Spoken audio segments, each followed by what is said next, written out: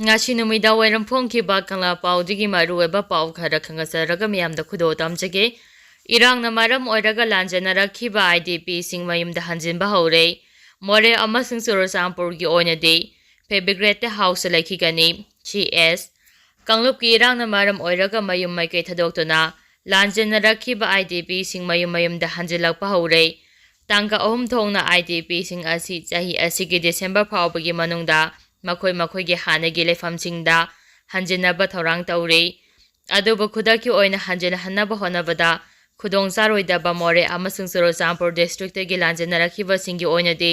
matam khara Febigrete housing de lakhigani haina Manipur Sarkar gi Chief Secretary PK Singhana ngasi hotel Imphal do thorom ama yawba lakhibaga mari lenena pawmisinga unaba amada phongdokhrei mahangna makha tan haikibada hauzik phawbagi oina Prime Minister Imphal da lakpagi official oiba wafam amata leite Central Government amasung Manipur Government gi makedege National Highway sing free movement honnaba yamna kan honare athuba matamda free movement yaragani haibagi thajaba lei IDP sing makhoi gi mayumda hanjanabagi matangda mifam kayarak pangthokhrei IDP sing asi phase ahum lakthokna makhoi gi mayum singda hanjinaba honare ahanba phase ki oina chaliba July tha asida IDP sing mayumda hanjinaba hore Kanglup ki irang asina maram oiraga mayum maikei thadoktuna lanjanaraklaga tunga amba relief camp da laidiba IDP sing asi puna lesing humpuni thoiromne aduba haujikti IDP sing mayumda hanjinaba horakpadege IDP singi masing asi lesing yankhai tere hanthare Surasampur amasung Kangpokpuida lanjanakhiba kaya amasu mayumda hanjinakhrei Sarkar gi maikedege phase ahum thongna haibade July October amasung December da IDP sing asi mayumda hanjinhabagi thaba ase pumloi loisin hannaba thorang taure irang asina yum lising nipan gi mathakta ama ata thokhrei hairiba yumsing adu nauna sanaba Sarkar gi maikedege lupa lakh 1.5 tagina lupa lakh 1.7 fawba piraga nauna sanaba thorang taure irang asina mayum maikei akaya toinangkiba aduga pura oina mang takhiba yum lising tare lom chemjin sajinduna leiba yanaba selgi mating pigani adubu December phawbada IDP sing mayumda hanjin kharaba matung Surasampur amasung maredagi lanjanarakhiba IDP lising tararomgi oinade khudakta hanjinba yaroidabana pre-fabricated housing de laikhigani lau uba yadaba mafam kaya security force na ningthina ngaklaga lau uba hore mafam khara de mit na uba mafam da lairaga lau unaba su yaure thangnaba ising phawba lanaba yaure masi afaba khudam amani haike amaromda ngasi North AOC de leiba Imphal Hotel gi sangai holda pangthokiba Manipur State Commission for Scheduled Tribes ani suba foundation day gi thoromda Chief Secretary PK Singhana phongdokhibada state asina awaba tangka amada chalabasu haujik leriba phibam asi hanadagi yamna fagale state asigi district khudimakta masa gi role amasung culture laijaba adugumba jati kayana puna khundaminariba mafam amani state asida mahausagi phibam hanjinaba honabada mipum khudimangna cooperation pibiyo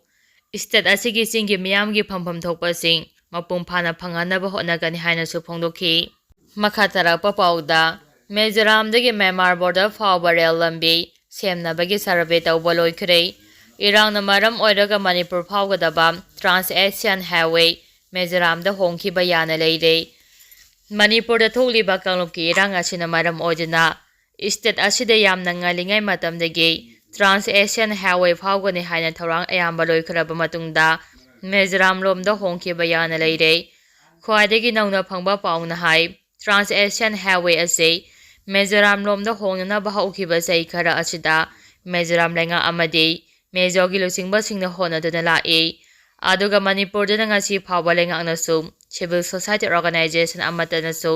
miyeng changde madugi mahuta railway line semgalakpada ayat apan kaya peduna leire masigi mahaya North East Frontier Railway na Mizoram gi sairang Sibui-dagi Indo-Myanmar border gi Jirimpui phawba rail lambi semnanabagi survey tawba loikhre hiram asigi matangda Mizoram gi Rajya Sabha member Galan Benana hai capital city Aizawl-dagi hauraga Myanmar ga lonaba ngamkhai manakta leiba Longtai district phawba rail lambi semnabagi proposal ama union government da mangjongna pisingkhiba leikhrei union railway minister अबीसने बाइसनावगसु हक्थेंगना उनरगा project असी अतेंबा मतमगी मनुंगदा खोंजेल यांगना चथबिनाबा वारी सानाखिबा लेख्रे नौना सेमगदरिबा rail लंबी असी चौराकना किलोमीटर 2.2 सांगनी साइरांग सिबुईदगी हौरगे इंडो म्यांमार बॉर्डर टाउन ओइरिबा चीन स्टेटकी पाडवेदगी किलोमीटर अमरोम तमक लापना लेबा जिरेंपुई विलेज फाउबा रेल लंबी सेमगदबने हिरम असी मतंग अहानबा तंककी ओइना सर्वे तौबो लोइख्रबसु अलाइनमेंट मैप की मतंग अरोइबो ओइना एप्रूवल लौनबा होनरे हाइना बलानबेराना एजेंसी दा फोंदोखी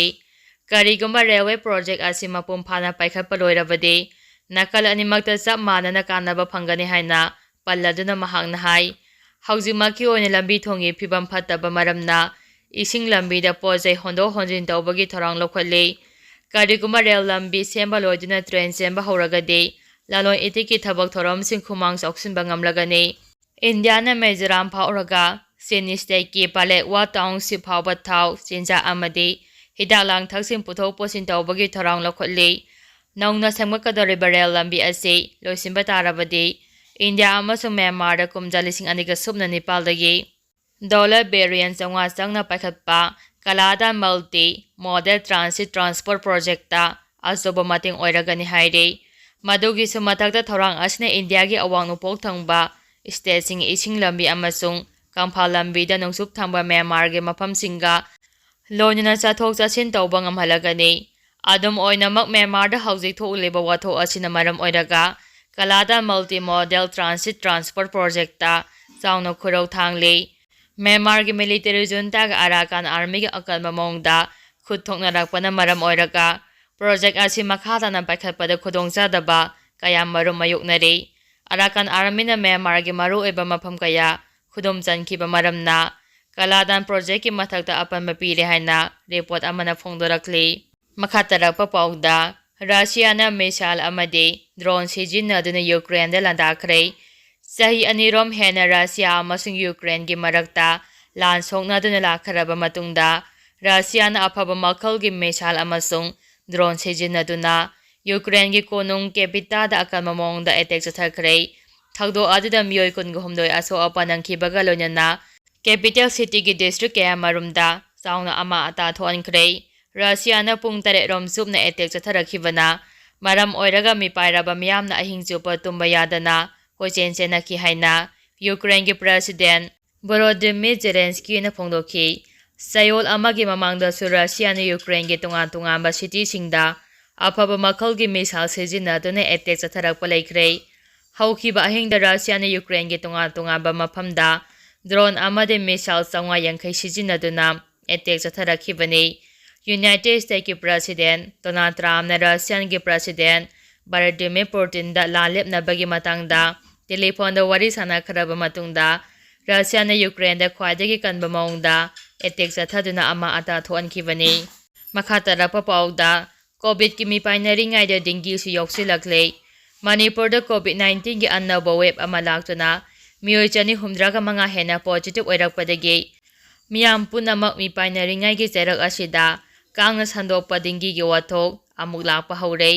स्टेट मलेरिया ऑफिसर दगी फंगबा रिपोर्ट के मतुंग इना जनवरी अमदगी जुलाई 2 फावगी मनुंगदा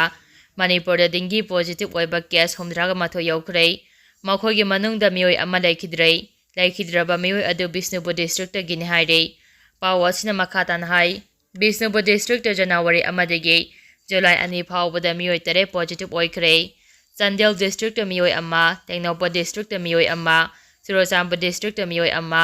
इम्फाल ईस्ट डिस्ट्रिक्ट मियोय 10 इम्फाल वेस्ट डिस्ट्रिक्ट मियोय 38 छनापति अमसुंग तमेलोन डिस्ट्रिक्ट मियोय अममम थौबाल डिस्ट्रिक्ट मियोय 9 कक्सिंग डिस्ट्रिक्ट मियोय 3 उरुखुल डिस्ट्रिक्ट मियोय 4 अमसुंग कामजोंग डिस्ट्रिक्ट मियोय अमा पॉजिटिव ओइखरे पॉजिटिव ओइरखरबा मफमसिंगदा स्टेट मलेरिया ऑफिस के स्टाफ सिंगना कांग हातनानाबा हिदाक लांगथकसिंग कापथोकपा अमसुंग पॉजिटिव ओइरखरबा मियोयसिंग अदुगी अखोइबदा कांग मरुम कोकपा याबा मफमसिंग लहेंदनबा मियामदा वखलोल पीखि पनबा याबदि हौखिबा सै खरसिदा मणिपुर दा डेंगी की लाइचत असे यामना यांगना संदोरक्तुना मिपाइबा याबा थाक यौखरे हौजिमक डेंगी दगी चेक्सिनबा मियामना कांग सिएंदनबा होनबगी तंगाइ फदबा लई मखातरकपा पाउदा PM lakpagi pau leitri, Chief Secretary. Hauzik phawagi oina Manipurda Prime Minister Narendra Modi lakpagi pau leitri haina State asigi Chief Secretary Prasanta Kumar Singhana phongdokre. Hotel Imphal gi sangai holda pangthokpa Manipur State Commission for Scheduled Tribe ki anirak suba Foundation Day gi thoramda Chief Secretary na wafam asi phongdokhibani. Mahakna hai Manipur da hauzik phibam khara phagalapa maramna Mantri Pokhrida sagatliba Civil Secretariat ki building athuba matamda sangaragani. Masigidama hauzik Imphal mayolda leiriba Secretariat ki old building amadi new building da leiba lenga ki officing July tha manungda Mantri Pokhrida hongdoknaba thorang tawri hairi.